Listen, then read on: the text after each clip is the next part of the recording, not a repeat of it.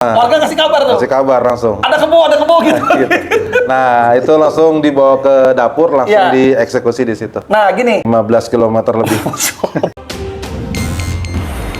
Masih dia atau yang Bela Sutra. ya, ini punya bapak nih. Nah,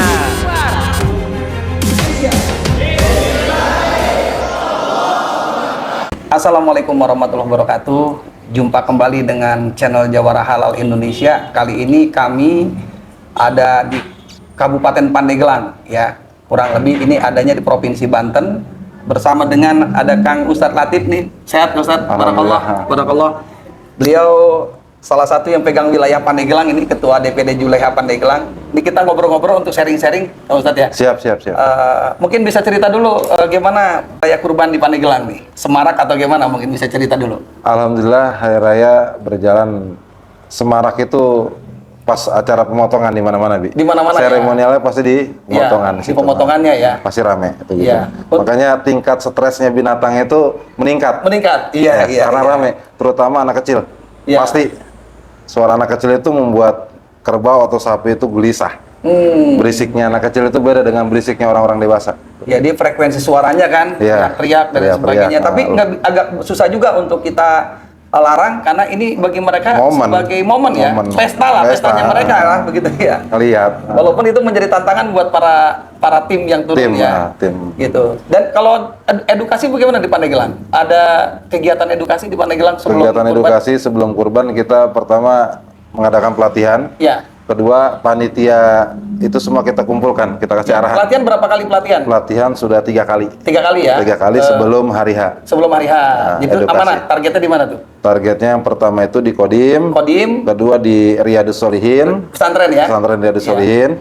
Ketiganya di Menes, itu kumpulan DKM 5 masjid.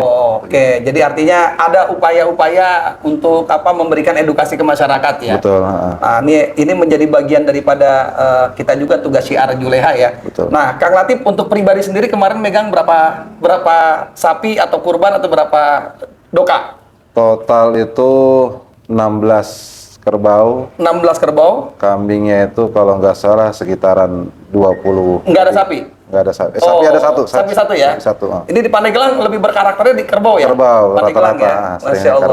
Kerbau. Paling besar? Paling besarnya itu diketanganin 600 kilo untuk sapi, 500 kilo untuk kerbau. Wah, itu kerbau di bobot 500, seksi itu. Boy. Boy ya. Nah, tenaganya Ya. Secara umum artinya penanganannya berjalan baik secara umum.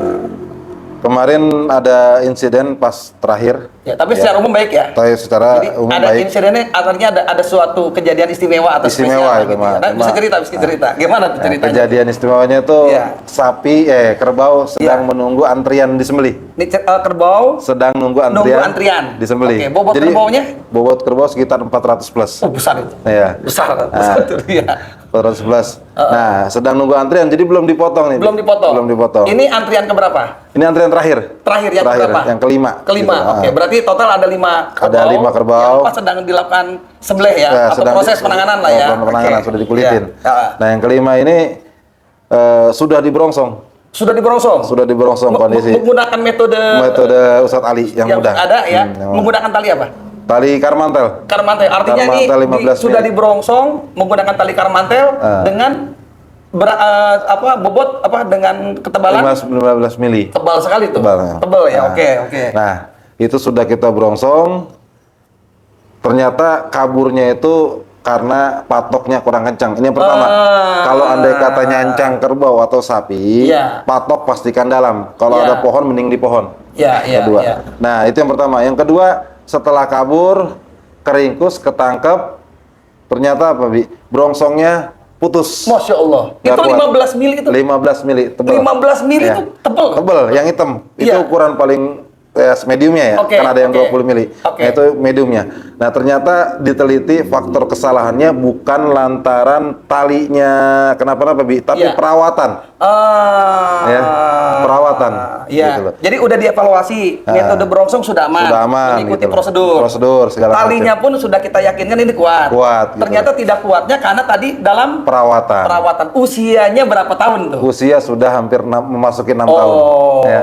Jadi ini saran saya buat rekan-rekan Iya, Juleha. pengalaman pribadi nih ya. Pengalaman pribadi. Iya. Ya, pertama kalau tali karmantel itu saya menganjurkan 3 tahun sekali ganti. 3 tahun sekali. Ya. Oke. Karena Oke. apa? Yang saya jumpain, saya pengalaman pribadi itu ukuran 15 mili putus dengan kerbau bobot 400 plus. Masya Allah. Putus. Itu ada kawat seling di dalamnya. Iya. Ternyata begitu saya lihat kawat seling itu karat. Oh. Ya, karena seringnya habis dipakai dicuci Ya, atau enggak jarang dicuci, nah itu pengaruh. Ya, Ternyata dalamnya lapuk, Ya, ada pelapukan, ya. jadi putus. Ya. Maka saya sarankan kepada teman-teman Juleha untuk mengganti setiap 3 tahun sekali. Ya, mengganti atau tapi dicek juga susah ya, kita nggak bisa ngeliat dalamnya ya. Itu saran aja, Saran patokan ya. 3 Jadi tahun ini sekali. buat teman-teman nih, ini kan kita berasumsi bahwa Karmantel lah udah aman Kuat, kan gitu ya. aman, ya. Dan dia juga kan safety karena tidak Betul. terlalu menyakiti hewan kurban. Ternyata dengan 15 in bobot kerbau A450 ya. A450. A450 ternyata putus dan itu kelihatan ya. Kelihatan. Masya Allah. Nah itu, subhanallah. Masya Allah, ini catatan khusus ya dari Catatan khusus. Pak Pandeglang ya. Nah itu akhirnya si kerbau itu gimana terakhir tuh? Kerbau itu Penyelesaiannya itu. penyelesaiannya kita eksekusi di dalam rumah. Bentar, itu dari lokasi kita titik kabur Penyembelihan. menuju di mana titik disembelih terakhir di mana? 15 km lebih. Ya, cuma alhamdulillahnya tidak ada korban. Masya Allah. Alhamdulillah nggak ada korban jiwa, nggak ada seruduk. Jadi 15 kilo, jadi kebayang panitia ngejar-ngejar Mau tuh ya? ngejar itu, subhanallah. Ya, ini pengalaman yang unik dan menarik dan alhamdulillah tidak ada korban ya. Nggak ada korban, alhamdulillah. Ya.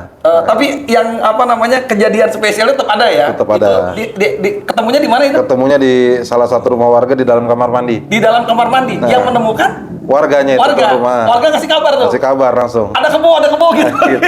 Nah, itu langsung dibawa ke dapur, langsung Ya. dieksekusi di situ. Nah, gini, ini kan ini juga menjadi pertimbangan. Itu ketika tahu itu di kamar mandi atau di dapur, bagaimana sebagai seorang juleha tuh akhirnya mengambil keputusan pertimbangan apa yang dilakukan? Pertama, jumlah yang lihat itu Ya, banyak. Yang lihat. Oke. Jadi kalau kita bawa keluar, Ya. bisa ngamuk lagi Bisa ngamuk potensinya. lagi. Ini mau udah jadi tontonan aja Mau gitu jadi tontonan ya. aja Jadi kan. tontonan. Oke. Akhirnya kita ngambil kesimpulan udah nggak aman lagi dibawa keluar, harus dieksekusi di tempat. Ya. Gitu loh. Jadi segala resiko dan apanya kita tanggung pada tuan Ya. rumah.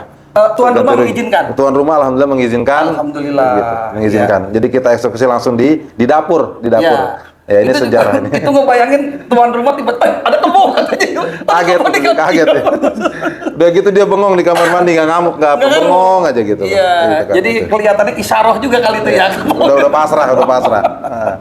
Nah itu sahabat-sahabat kisah dari Pandeglang. Selain dari Kang Ustadz Latif juga teman-teman turun semua ya. Iya, paling ada satu saran nih, Bi. Iya. Ya, sarannya jangan merasa kita ini udah menguasai segala macamnya. Nah. Ya, periksa sebelumnya, periksa Ya. sebelumnya. Ya. Alat-alat semuanya diperiksa. Cek Ya. recek pokoknya. Cek. Ya. Itu hal paling penting. Ya. Nah, ini menjadi kesalahan fatal saya Ya. ketika saya Ya. yakin bahwa tali ini kuat. Ya. Ternyata Ya. Allah Ya. berkehendak beda. Ya ini kan ada pesan dari guru kita ya. Kita jangan sombong, Jangan sombong. mengandalkan kemarin ngandelinnya adalah bilah, Bilah. gitu ya. Nah ini tambahan. Tambahan. Jangan yakin dengan tali. Tali. Putus.